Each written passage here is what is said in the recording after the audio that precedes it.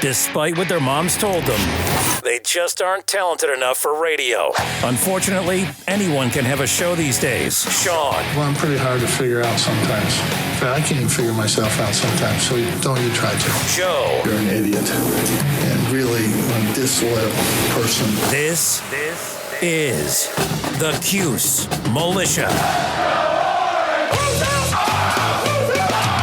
Now, those two unapologetically biased orange-blooded homers, Sean and Joe. It's the most bullshit thing I've seen in 30 years. Welcome, orange men and ladies. Happy Tuesday. This is the Cuse Militia with Sean and Joe for the Believe Entertainment Network at Cuse Militia on the socials. Go there, join the militia live on X Spaces for the fan feedback segment of every post-game show. That's not today.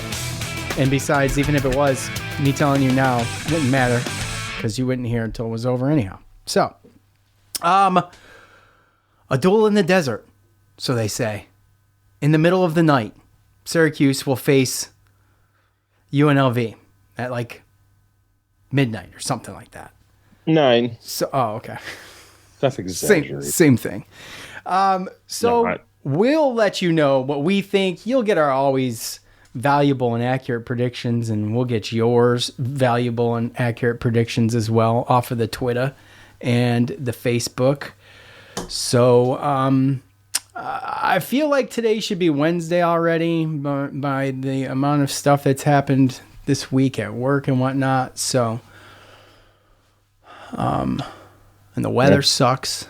And a beautiful weekend, and then this crap. Joe got pounded with Helene. Somewhat right. You got a good chunk of that, right? Not really. Not a good chunk, I'd say. I think we got a little tail whip of some severe thunderstorms and lasted about 2 hours. But other than that, we were pretty good. Moved fast, which is a good thing. I mean, once it got through Florida, I felt like it moved quick. It was more west than us, and obviously, you see on the news what's going on in Western Carolina. It's not good stuff, but yeah, you're more like centrally located, eh? Yeah, that's correct. So anyways, I don't really have a whole lot to get into first, Joe. I mean, I'll open the floor to you. I shame on me. I didn't listen to the pregame presser for Fran Brown. I don't know if anything was in there. I did not do a good job of digging into injuries for this team. It totally slipped my mind. However, I think we're okay because I watched most of the game last week and I don't remember anything from that. So anyways, I know you're always good at that, Joe. What did you hear, see, research, anything? What's up? I mean, from what I saw from the game, obviously you were worried about Bellamy at one point, but he came back in and got a pick six. Nixon, he left the game, but I think that was really the only one that I saw that was a point of contention. But the coach didn't really bring anything up about it. So, well, yeah, I knew those. I was talking about UNLV. Brought up I thought you were talking about our team. Yeah, because you caught Fuller last week at the last second. Yeah, no, I mean, I listened to the UNLV coach's presser for this week and some of the players, and they didn't mention anything about injuries. So there's really no big movement there on the UNLV side. And the only thing that I can say about ours is that somebody asked again about Zeke Haynes. No, they did not. They did. Out them. What is their name? I don't know. I know that Fran's getting pretty. He kept his cool. Golly, but I don't know how it's going to be if he asks again, or if somebody asks again. But he did kind of. They were asking if he was going to be back, right? And he kind of verified that he wasn't going to be. So. Well, I guess asking if he's going to be back isn't as bad. Yeah, right. I mean, and that's really the thing. It doesn't seem like they're prying into like what the issue is. It's just every week they ask, and he kind of look. He's still dealing with an issue, and we're going to keep it in house. Let's not, he's not going to be here. When he's back, you'll see him on the field, and let's stop talking about it, right? And that's kind of how the conversation goes every time. Yeah, I hear that. So, anyways, All right, well, let's get into this and see how bad we can blow this one. The upcoming game between Syracuse and UNLV on Friday at 9 p.m. This will be the first ever meeting between these two teams. So that's another first for this year so far. So UNLV enters the game undefeated at 4-0. They're currently tied for 25th in the coaches or the Associated Press, I believe it was. So they're led now by Haj Malik Williams, who we kind of mentioned in the last show a little bit. It's kind of a dynamic guy, passing, rushing. Him and Sluka were pretty neck and neck for the starting position coming into this year, and I think obviously Sluka out-edged him by a little bit, but at the end of the day, it was a close battle, and they're not losing a ton by having to resort to Haj Malik Williams. So he threw for 182 yards and 3 touchdowns in the most recent game against Fresno State, along with 119 yards rushing and a score.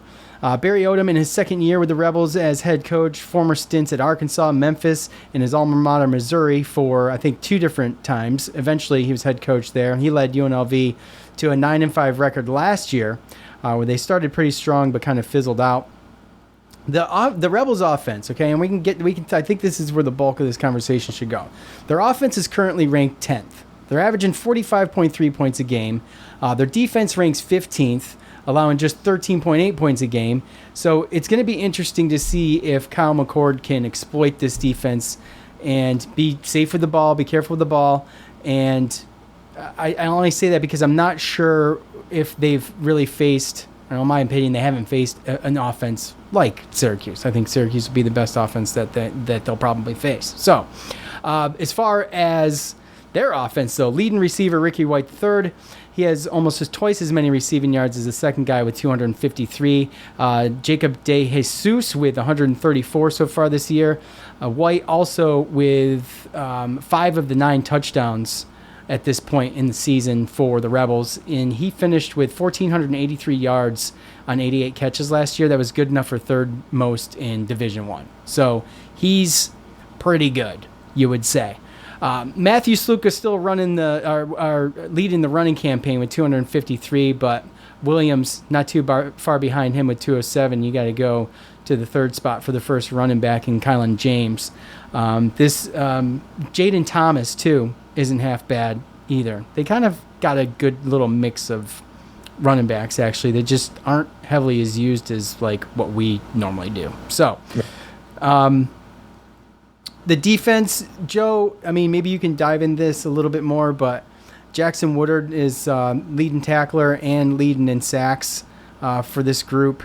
And then you've got DB Jalen Catalone, who I think he was the one, I think he had a pick 6 at some point. I don't think it was last week. You and I talked about this, but he's going to be their guy to watch out for back there. And they actually have a decent linebacking core with Manny Powell, too, in there on tackles, and a sack. And by the way, Jackson Woodard also has an interception, but Catalone has 4. So you want to probably stay away from him if you can. But the Orange are averaging 33.8 points a game, and McCord has thrown, he threw for 385 yards in his last out, and we mentioned all that. The thing is, for me, is UNLV, is their defense, are they going to be able to contain McCord, especially if he limits turnovers? Is the offensive line going to be able to keep him upright and let him have time in the pocket to throw? And I think that's what it comes down to, Joe. But like when you look at the UNLV record and their 4 wins, Houston, Utah Tech, Kansas, and Fresno State, you're pretty good at looking into this stuff. And I guess you're right. Per our conversation earlier, I think that Kansas. But you are too, though. I think Kansas is the best team they played, but I think Kansas is the best team they've played as well. But Kansas is 1-4.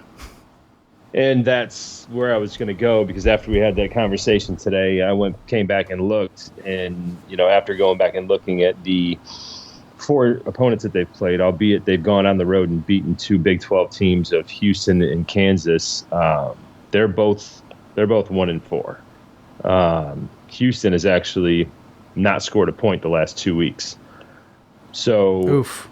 Yeah. So when you talk about the opponent's school, and their defense and everything like that, they didn't really go against good offenses. You're talking about Fresno State, Kansas, Utah Tech, and Houston, and out of those 4 teams that they've beaten, their combined record is 5-15, and those 5 wins come to a game against Kansas beat Lindenwood, and Houston beat, I think, Rice. No, was it Rice? Yeah, Houston beat Rice, Kansas beat Lindenwood, and Fresno. They were 3-1 going into last week, but their games that they beat, the teams they beat were Sacramento State, New Mexico State, and New Mexico.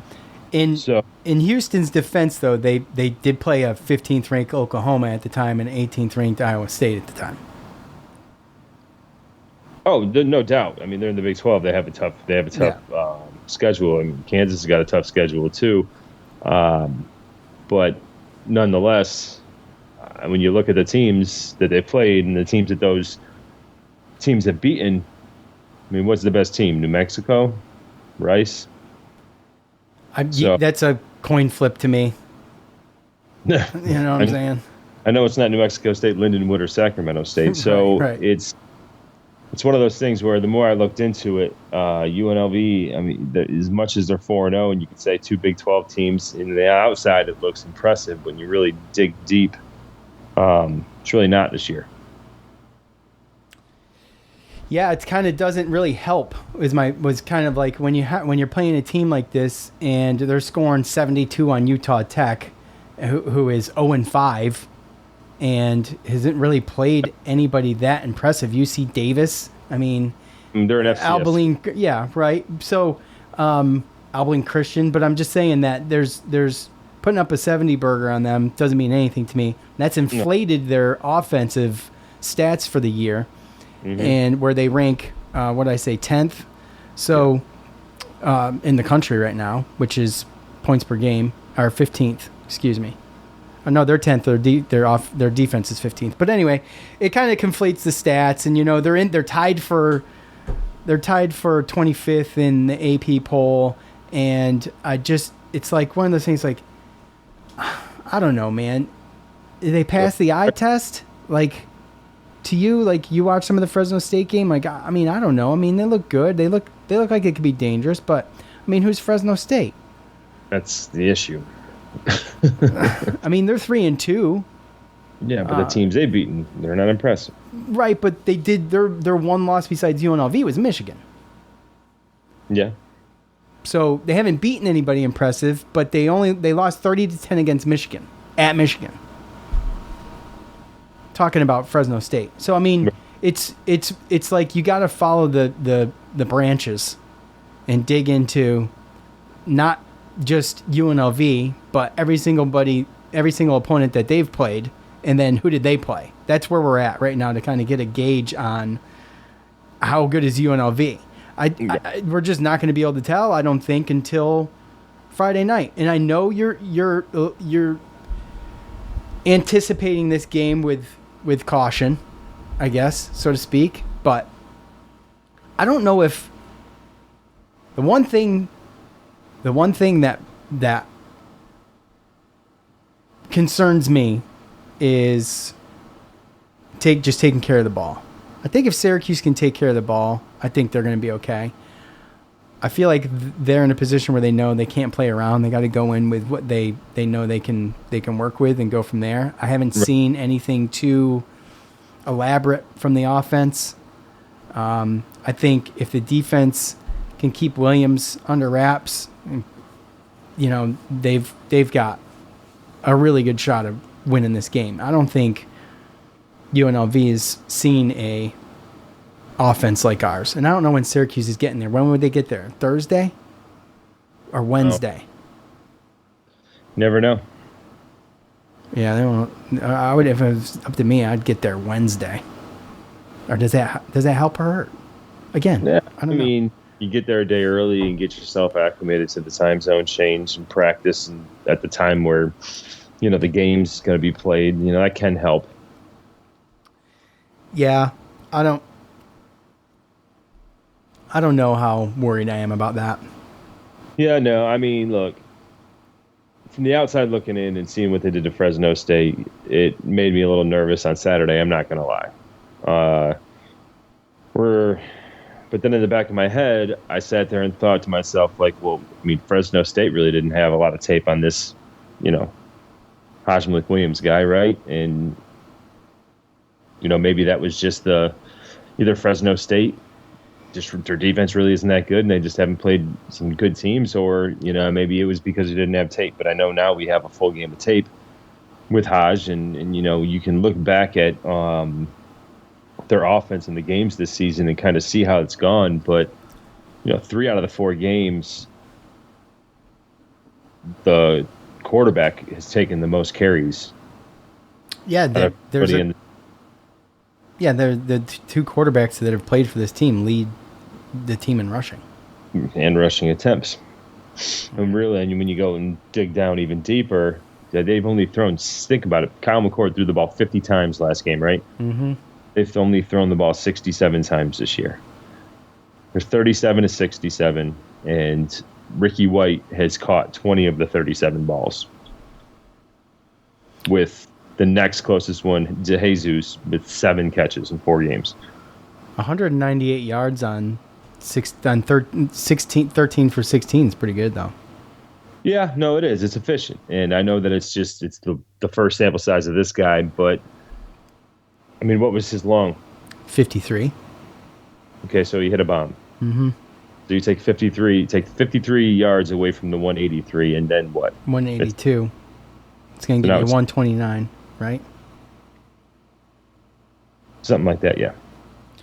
So now you're talking about just 129 out of it. So you take that one play away.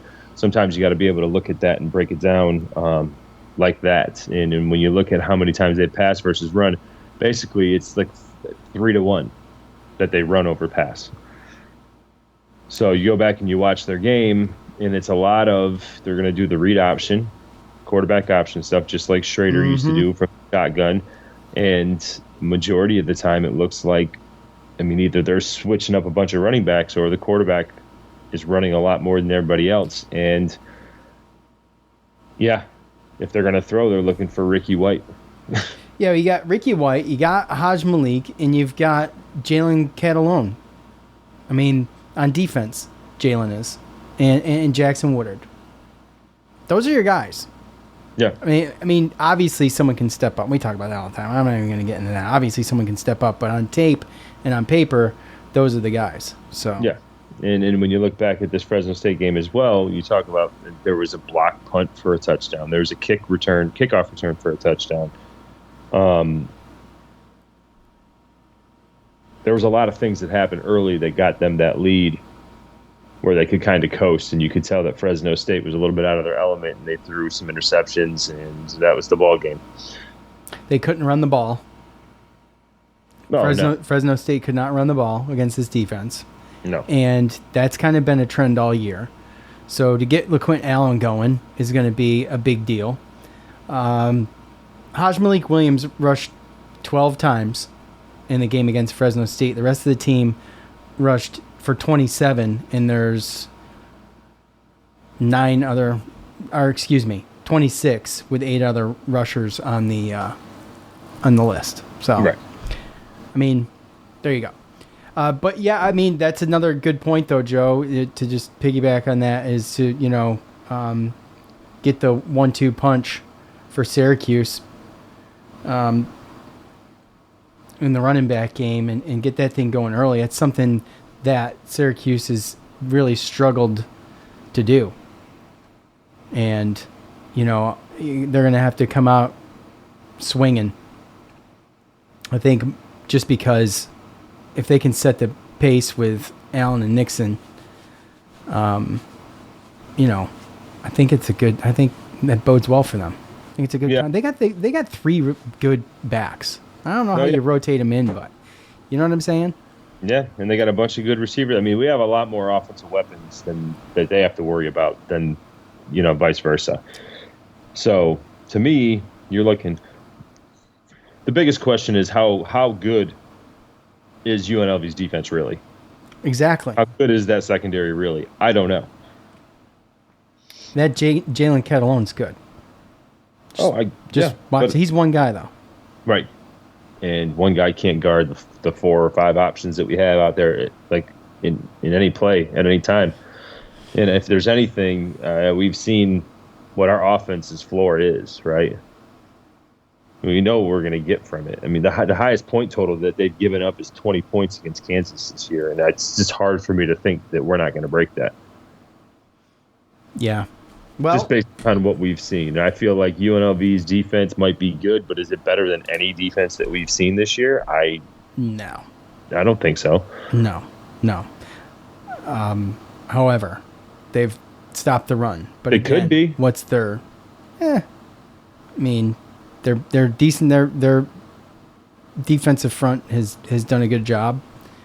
The offensive line is going to have to step up. We're going to have to step up and help to get this run game going. Right. All right. Let's head over to Twitter.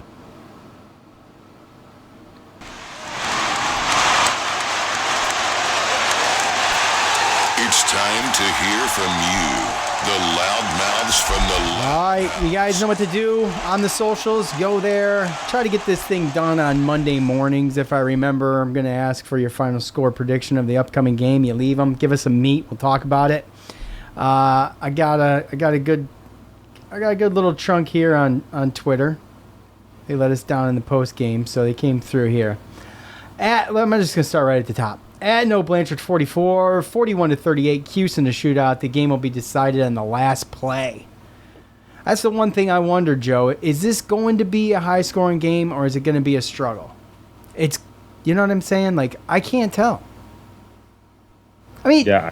For all we know, Syracuse is going to go in there and just knock their socks off and just put this thing away early. I mean, that could happen. I know, but what will happen, Joe? We're the predictors. I know that I will start by saying that this game started or opened as Syracuse being, I think, a 4.5 point underdog. No, it's 5 over, right? With the over-under being 57.5 combined points, and now it is over-under 58.5 points, and the UNLV, Syracuse is a 7-point underdog. Oh, really? Yeah, jumped up to 7. Oh, wow. Huh. So I will say I am going to place a bet right after this. So if Syracuse loses, blame Joe. At our Boris 9, 34-31 Syracuse. Tough battle back and forth, but Syracuse pulls it all together in the fourth quarter and gets a much-needed stop. Gadsden finally gets his head together, and our offense has multiple options for McCord to overcome issues with the O-line. Run game is decent. That's a really good piece of analysis right there, I must say, by Rob. I like that one. And that's one of the questions that I'm been thinking about is that Gadsden. Yeah, I mean, if you have 2 games in a row where he's not really shown anything, and you got opponents looking at tape, and they're going to look at recent tape, right? How do you have those guys watch tape and see this guy do nothing but still explain to your players that this is somebody that we have to double team, or that we need to do this or that, right? So I'm just waiting for the day or the time or the game where the other team doesn't, have that scouting report and doesn't double him as much, and he comes out and has a day. Yeah, I mean, it's only a matter of time.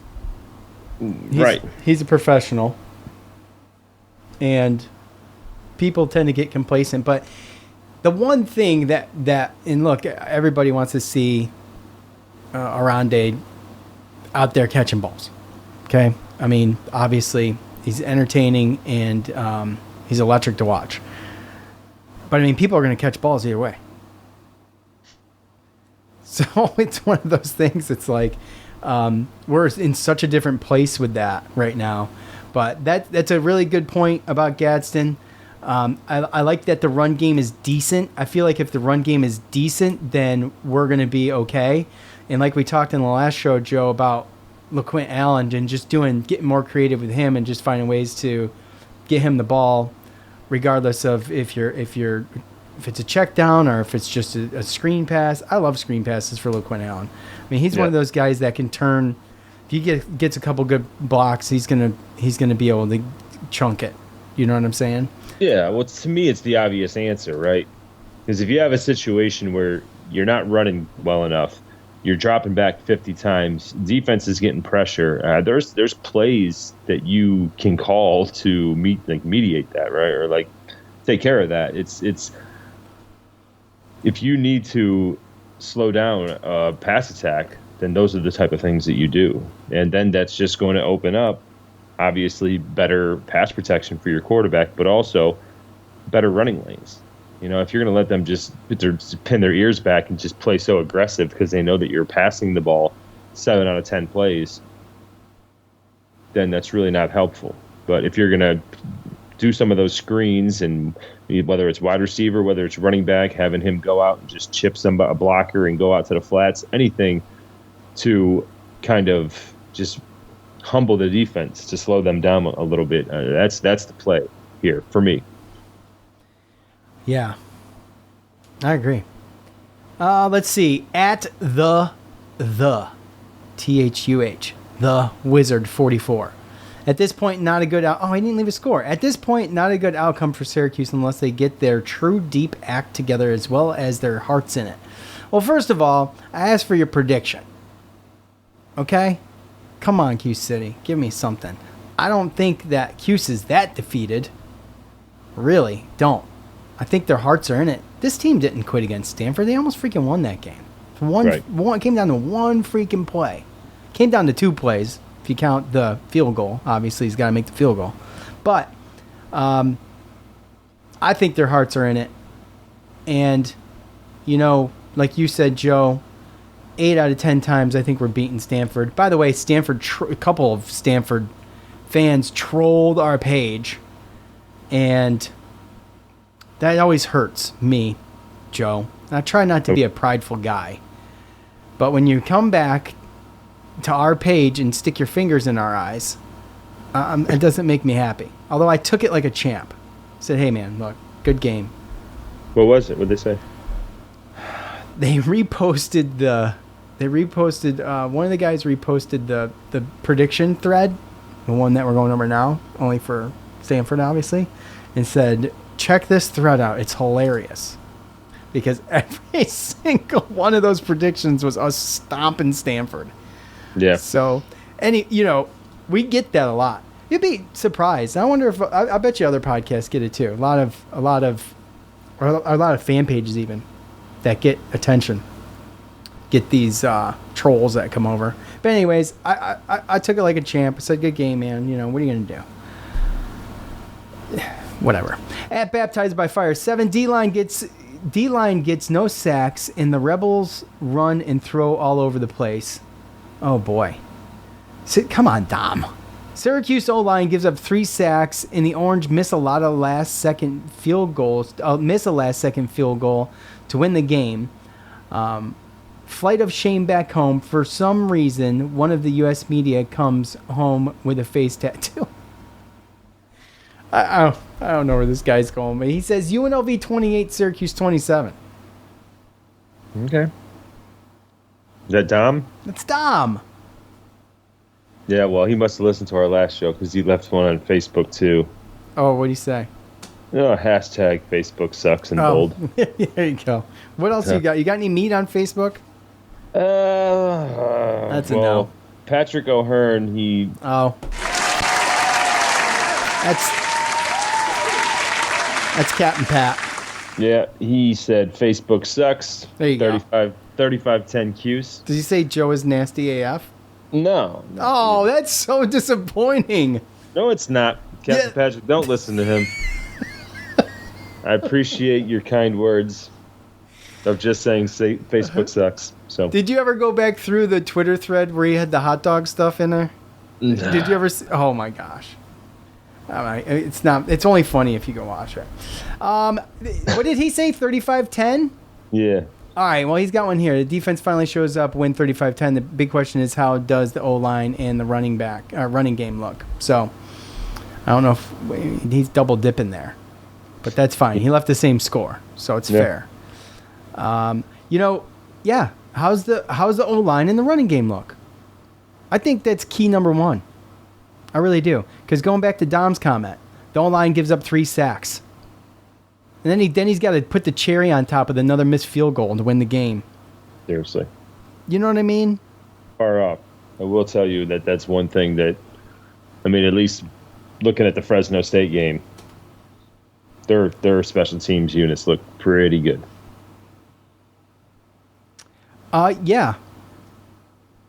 They scored 2 touchdowns. Yeah. Yeah. Well, I mean, I know, but I mean, I know. again. I know. We don't know. I know, but we don't know. No. Number one Cuse fan on Twitter. Tough game, no doubt, but I can see SU getting a very close win, 35-31. I think that's the second time we've seen that score. It's pretty good. At SSN Syracuse, sideline Syracuse, 31-14. Ponce de Leton. Is this person a Syracuse fan? Pardon me for a second. He absolutely is. Okay. 31-13, UNLV takes it. They're the real deal. I mean, how do we know? I guess we'll find out. Like I said, we're gonna have to find out. I hate coming and doing shows when I just don't know. I just don't know. Well, you want football to start, right? It's starting. Well, that's true. Now, it's okay. I mean, it's not a conference game, but I'm saying, Ranked opponent. I know, and it's our second ranked opponent this year. Can we? And they're both. What's to this point? What's that? We would have never thought that. I think that everybody going into the season probably would have thought our first ranked opponent would have been NC State. Yeah, how funny is that? Boy, they really effed that up this year. Oh yeah. You know what I'm saying? Mm-hmm. And you said Kansas was preseason ranked. Yeah. No, they don't know, dude. Dude, they suck at it. They're terrible. There's way too much to. Yeah. I mean, with the amount of movement going on in college football these days and basketball for that matter, there's no way for you to spend the amount of time and energy to actually get an accurate list together. People are like, well, they did this last year. These people are returning. Okay. Just throwing it together, bro. That's what sucks with basketball. Don't even get Joe started on that. Basketball's way worse. Oh, it's way worse. Football kind of, they normally go. They adjust it. They adjust it with wins and all that. Like that stuff matters. As long as you keep winning, like that's good. But basketball, you start up there. It takes forever to move back. Like you said, don't get me started. Don't get me started. We'll deal with that in a couple months. Yeah. At BC 2203, defense isn't quick enough for this offense. 42-21. McCord pressured all game, but we win out all ACC games and play Miami for the berth into the championship game. Jeez. Good night. Is UNC that good, bro? Our UNC. UNLV, we know what UNC is. God, I wish we were playing them this year. I'd go back to Chapel Hill and watch that one again. Yeah, definitely. Remember that little puke behind me? It was, my gosh. My wife had to be like... That's secondary? With Kyle McCord? Yeah, I'd go back. Oh, man. Those were the good old days. Let's see. At Chris Soltis, McCord 42-32 SU. McCord finds OG early and often, and it opens up the run game for LeQuint to take over. Either way, I'll be there and loud. All right, Chris, I hear you. What about the projected attendance, shall we? Do we know anything about that? Did anybody say anything about that? I do not think so. Okay. Just curious what they're going to pull in that stadium. I mean, I will tell you that the UNLV Fresno State game was 24,638. Yeah, that's nothing inside of Allegiant Stadium. And like I said, I don't think they were in Allegiant Stadium last week. They were. I'm looking right at the game information. Allegiant really? Stadium. Yeah. That's where they play their home games. Okay. I believe you. There was a shot I saw that didn't look like it at all. It looked like almost like a practice field at one point. No. Anyway, Raiders for it. No, I'm just Oh, the Raiders can. Well, don't even get me started on that. The Raiders don't have a home field game, or don't have home games anymore, because Mark Davis is an idiot. He's an inbred idiot with a bowl cut and a 3-year-old. All right. Okay. Yeah, all right. Sorry, I opened up that can. I mean, the Raiders. I didn't leave the Raiders. The Raiders left me. Okay. Okay. At Epic Pop 7, just like the emotional overreactions as usual. Play to win and don't take anyone for granted. I don't like that. You know why? Epic Pop. You didn't follow instructions. I'm gonna have to read through these very carefully now, because if you don't leave a score, then I can't with it anymore. No, I have one without a score. It's Steve Maley, who he's a long time Facebooker. He comments a lot. So, and he also didn't play by the rules, but he kind of, hopefully this podcast helps him out a little bit and getting off the ledge, because just me doing some research when I got home kind of got me off the ledge. But he said, afraid it will be a loss. And that's it. ... So. Well, I think that. Hopefully this helps you out, Steve. Yeah, hopefully. But again, we were pretty confident against Stanford, 45-17. My prediction, which was a steaming pile of dog shit prediction of a prediction. So anyway. Well, I mean, dude, you can't show up and get outplayed like that by an inferior team and think you're going to win. I mean, you're not lying. I mean, and Stanford's not one of those teams. We watched this past week. They were in the game. They were in the game against Clemson for a little while, but Clemson didn't make the mistakes that we did, and then they ended up running away with it. So realistically, that's kind of where it comes down to. We still have to play disciplined. Oh, yeah, that's why I mentioned the turnovers. Like, we can't afford turnovers. You know, can't afford 2 interceptions this game. Yep. At Fleet, Chris Brown, UNLV 42, Cuse 31, our D-line will get gashed and they will run all over us, but I'll be at Allegiant and cheering orange. Okay, well, that's cool. You're going to be in Allegiant. I guess he's in LA. So I feel like there's going to be a lot of Syracuse fans there. More than we would think. Well, that's the problem with that stadium when that's your home spot. It's a tourist destination. So when you're an idiot like Mark Davis and you move your team there, everybody plans their vacation around it to watch their team go play your team in Vegas. It's stupid.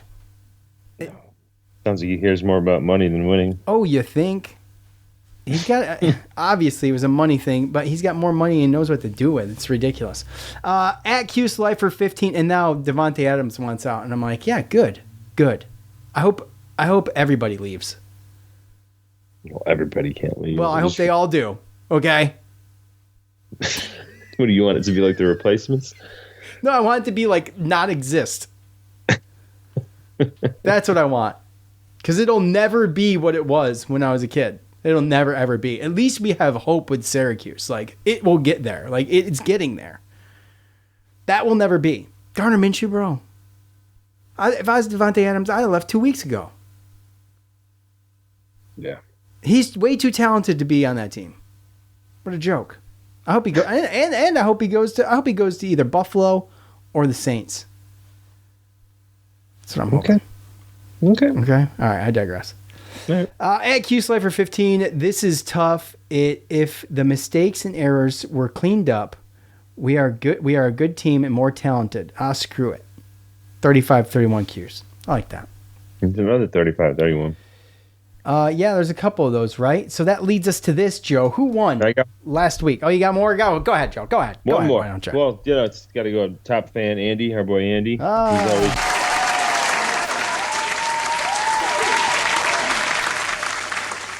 Now he usually gives some good stuff. He some does. Stuff a little outlandish. There's some stuff that I agree with, some stuff I don't. But Andy says Syracuse shows out in Las Vegas, 24-19. We run the ball efficiently with some wildcat.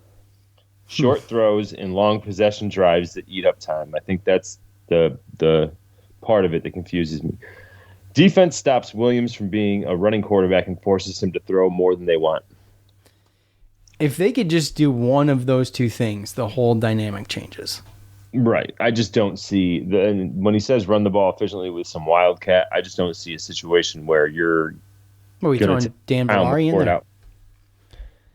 No, wildcat is essentially just I know what the wildcat is, but I mean that's what we did with Dan Villari essentially too. That was read option. Oh, okay, yeah. Yeah, same kind of stuff, but it's just I just don't know if we need to get that gimmicky, and I don't think they're going to go away from Kyle McCord being, the pro passer that he is. It's just we definitely need to establish some type of run or, like we talked about, some screen passes and some short throws that keeps the defense honest. But the part of this comment that I like and agree with is defense stops Williams from being a running quarterback and forces him to throw, which is kind of what the point that I was kind of leaning into when I read off, how many times they run versus how many times they pass, and the fact that the quarterback has been the leading rusher of 3 out of 4 games as far as attempts go. And that's really what you need to do. They're going to do the read option. They're going to do some, weird stuff. They scored a touchdown on a quarterback throwback where the quarterback rolled out to the right and then the tight ends lined up from the right and then kind of snuck out all the way to the left and threw it across the field. I'd like to think that would have been intercepted or not thrown against us because of discipline. And really that's what it is we have to be disciplined. We have to be, gap disciplined, and obviously whatever your calls are and who you have to guard and stay with and everything like that, your matchups, they need to stay disciplined. Otherwise these guys could run all over us. So me personally, I mean, that's the battle, right? Is no matter how good UNLV's defense is, I don't think it's as good as it's rated. It might still be good, but I still think we're going to put up points. But if we can stop that quarterback from running and force them to throw more than run like they don't want to, and then just make sure that we guard Ricky White, then I can see a situation where we have a very, very productive night on defense. Offensively, with the line, and coach kind of called it out, some of it's lazy. So whatever he's got to do to fix that this week, because he's got the guys to do it. What about Wallabach? Is he back? He played, I think, 10. Coach said he played 10 to 12 snaps this past game. Okay. All right. So he was in there, but it was near the end of the game. Okay. So he's still working himself back. So chances are we're not going to see a ton of him. But with that said, they have I feel like they have the size and they have the talent, but they need the discipline, and they've got to have a little bit more oomph, and they got to be able to move their feet a little bit better. And I think Coach was alluding to there in that comment too, was also that some of it was BS. Yeah. Right. Well, yeah, and listening to the other coach's presser too, he seems like a good coach. Seems like he kind of goes, he talked praise about Fran Brown, and a lot of the stuff he talked about kind of sounded similar. Not the same things, not the same acronyms, but some of the same words, with tough and disciplined in this. So that's the one thing that I get out of this team is that, they're going to play tough and physical and disciplined, and they're going to do their best to not beat themselves, which they've done so far this year. They are an experienced team, got a good coaching staff, and they're really good at what they're good at. They don't try to do more than what they're just, they stay in their lane. They're very good at game planning around the players' talents and what they can do and their personnel. And that's why I think they've been so successful this year. They're not straying away from that. They're saying, okay, we have running quarterbacks, all 3 of them. Their game plan's not going to change no matter if you lose a Matthew Slucka or if Williams goes down. Their 3rd stringer or now 2nd stringer, he scored a touchdown in backup duty against Fresno State. So they have a system with the guys that they have, and they got an NFL receiver that they has over 50% of their completions this year, and that's what they're good at. So now it's, can we stop what they're good at?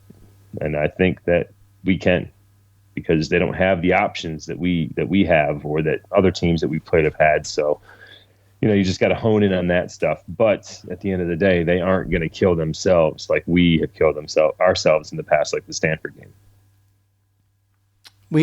Yeah. They're going to have to definitely we killed ourselves in that. Who's better, Stanford or UNLV? I wish I'd have seen them play before this. I don't know. It's too early to say. I know. That's my bitch this year. That's my bitch. I think I'm in the same camp as Stanford as far as, if we show up to play and we don't kill ourselves like we did against Stanford, then, I think we're going to be all right. If we do make mistakes, we got to make sure that UNLV makes mistakes and we kind of get it back, right? To be able to offset that stuff. But that's really where it's at. It's going to be, to me, it's going to be based upon those mistakes. How disciplined can the defenses play against prospective offenses? I think at this point, SU knows what UNLV is going to run. UNLV knows what Syracuse is going to run. And it's who can stop it, and then if anybody can evolve throughout the offseason in a short week, okay, throw some wrinkles in there that might surprise the team. That's fine. But I think it's going to come down to penalties and turnovers. I think it's one of those 50-50 games where the team that has the least amount of penalties and turnovers are going to win. Okay. That's fair. All right. With that said, Joe. Did you win again? I'm looking at that right now. So what was the score of that game? 48-14. What was your 56-10, and you had 52-3. So it was like as far as points go. You won. It would have been me. Okay. Yeah. Yep. Okay. Sorry about that. All right. Well, I think, okay, look, I don't think I think Syracuse is going to have their moments where it's going to be an extremely difficult game. I don't like the time. I don't like the travel. I don't like the travel. I don't like the unknowns of this team. How is this team going to respond? They've shown that they can. The one thing that they have that they can hang their hat on, really, is the fact that they blew out some teams, right? I mean, they're winning handily in all but one game against Kansas. And so that tells me that they have a high ceiling. They're a talented team. Like there's some of these, Fresno State, Houston, Utah Tech. They're not Utah Tech, but Houston and Fresno State aren't tough, stiff competition for them, and they proved it, right? So they have that as a feather in their cap. However, they haven't faced this defense hasn't had to face a offense like Syracuse, and I think if Syracuse goes in there disciplined, like we just talked about, everything that Joe just said, disciplined, and don't make mistakes, penalty-wise, turnover-wise, I think Syracuse can eke it out. And, if they don't, there's going to be a lot of question marks surrounding this team, and it's a bunch of unnecessary drama that I don't want to have to talk about. So, no, make it very interesting because I believe our next 3 games are on the road, albeit there's a bye in between. But. Yeah, but we just hammered so many home games early that, if you didn't come out of there 4-0, it wasn't worth it, in my opinion. Yeah. I don't like the 4 games at home in a row. Like, I didn't like that when I saw it. And it just means you're going to be on the road at some point, and here we go.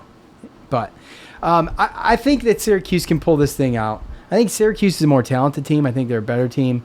If they can contain Malik Williams, like someone said, Andy was one of the guys that said it. There was a couple other guys. But if they can contain him, he's there. They can almost shut this offense down if they can stop him from running. I feel like that's what we get to see. Yeah, and we don't know. So, however, I think Syracuse ekes it out, man. I'm gonna say 31-28. I'm going to say 31. I have 24 here. I'm going to keep it. I'm going to say 31-24 Syracuse. I don't think it's going to be a barn burner. I know someone said that. I don't think it's going to be a shootout. I think it's going to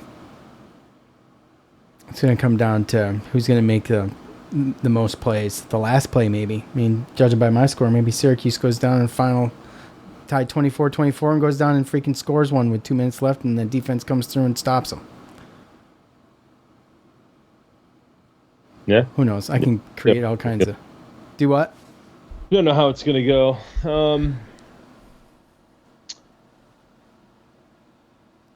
I don't really think there's too much more to hit on. We know what the strengths are on both sides. Question marks. And obviously weaknesses. And I think that obviously we'll see more. When you speak about their schedule, and Kansas being 23-20, even though it was at Kansas, that's probably the most comparable team to us. And to a point that UNLV's coach Odom made was that, when he talked about Syracuse, he was like, this team is real close. I mean, real close to being 4-0. Like that, I almost like felt from him that he like looked at that game and thought we were the better team and thought we should have won. So yeah, the one unknown thing obviously that we don't know is how is this team going to handle traveling to the West Coast and playing an away game, because they haven't done it yet this year. So that's something that we can't even speak on. So I'm just going to throw that out there. We'll see what happens. But I'm kind of right there with you. I think that I don't think it's going to be a barn burner like in the 40s like people think, but I wouldn't be surprised if we don't kick any field goals, go for 2 every time. I don't know. God, I hope not. But no, I'm going to throw Syracuse. I still think it's going to come down to the fourth quarter and whether or not we're going to stop or score on them, depending on where the score is. But I got Syracuse 32 and UNLV 27. 32. Wow. I was gonna go 31-27. That's what I was contemplating before I let the cat out of the bag. But oh yeah, that's our close scores. So yeah,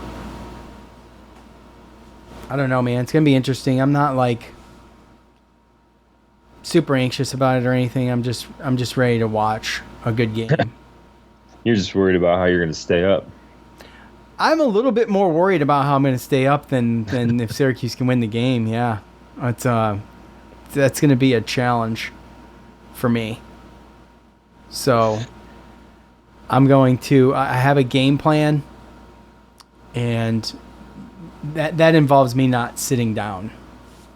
So one way to make sure you don't fall asleep. I've never fallen asleep standing up, so. No. And the other thing is no bourbon. Can't. No. I can't do that. That's like NyQuil to me. And the other thing is that maybe I don't know. Just nap. Don't eat. Maybe I can't, dude. I can't. Okay, well then I would probably I can't. Try to plan something after work that doesn't involve drinking. On a Friday, involve something in work that doesn't involve drinking. Okay. I'll go for a walk.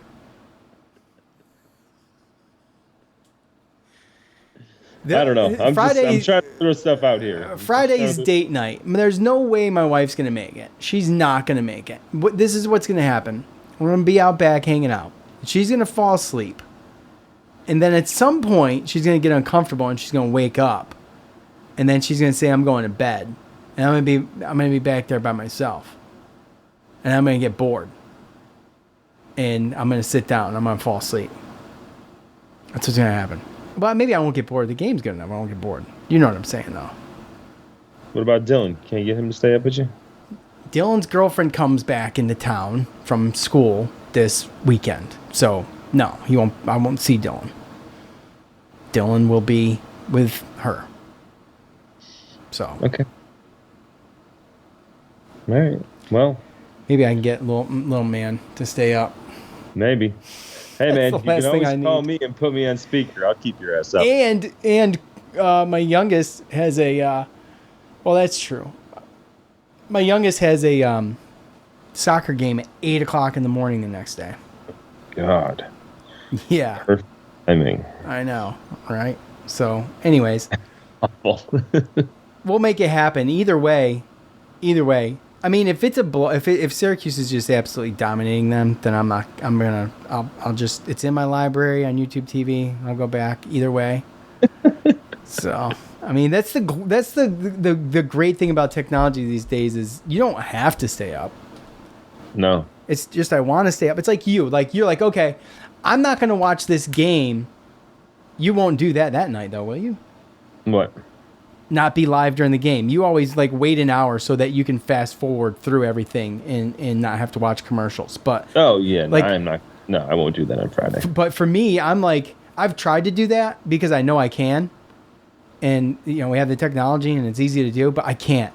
I just have to be watching it live. So I'm that parent on the sidelines at my kid's soccer games in the morning. If he has an 11:30 game, I got the Syracuse game on my phone with an earbud in my ear. Is that terrible? Is that terrible parenting? I don't think so, as long as you're really good at multitasking. I mostly just listen Oh, yeah. and There's that. watch replays. So Yeah, anyway. a lot of times I do that like the afternoon, like, noon games or 3:30 games. I'll only wait 30 minutes, and then like I'm not on the socials during the game anyway, so I don't care to be live.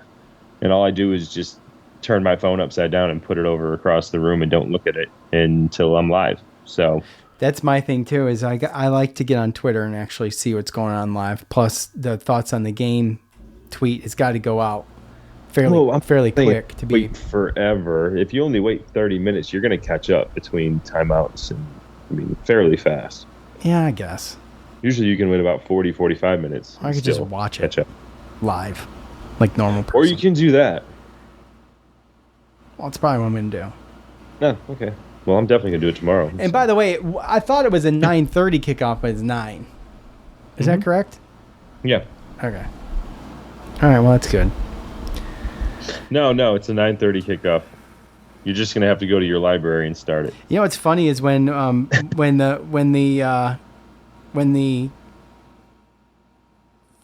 the college football season would start, and I was like, even basketball season, I was always super, you're super into gear once it finally gets going, and you're like, well, I'll watch the late game. It's always UNLV. I can't tell you how many like late UNLV games I've watched, basketball and football, just to keep watching it, into Is that your team? the late night, huh? That's your second team? No, hell no. The Raiders? I don't live have a there? second team. No, screw them too. Screw the Raiders. They suck. They ruined my life. They didn't ruin your life. They ruined my sports life. They totally abandoned me. Totally abandoned me. And so I abandoned them now. I don't have a football team anymore. I thought it was the Bills. No, it's a bunch of bullshit. I don't care about them either. I just like. Oh, you're just riding that Josh Allen train. I while do you're like having Josh fantasy, Allen. right? I love Josh Allen, but most of it has to do with because my brother-in-law is a Pittsburgh Steelers fan, and for whatever reason, he hates the Bills.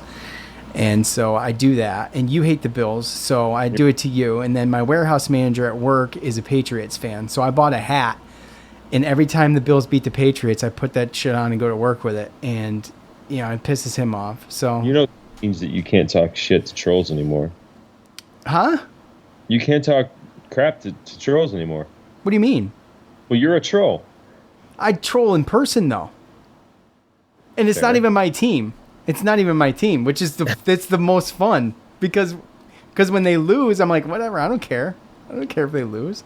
I just people have this thing for the Bills, and dude, there is a lot of Bills fans. Is anybody still listening to this? There's a lot of Bills fans Probably a lot in of Virginia fans. Beach. A ton, dude. I got 3 in my neighborhood flying the flags. 3 in just my neighborhood. No, I got some too. I see them all over the place. And Wegmans, I mean, across the street's a huge Bills They go to fan. Wegmans like flies to shit. Bills fans. There's so much. Like, if you're like, oh, I need a new Bills jersey. You know where you go? Wegmans. That's where you go. They got jerseys. You can get Josh's Jacks and Stephon Diggs hot sauce. I got Stephon Diggs hot sauce, and I have Josh Jacks right over there. Swear I do. I know you do. But anyway, I even had Josh Allen coffee at one point at work. What the world? Oh, dude, I just love it. It's so much fun. But anyway, that's it. That's it. I'm done. That's it. I'm done. I got things to do.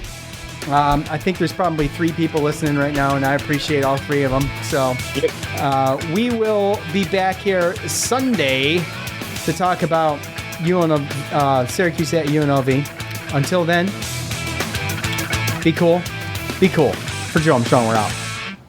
Peace. Be cool. God, man, I gotta come up with something better than be cool. Hey, man. This is 40. I'll be 46.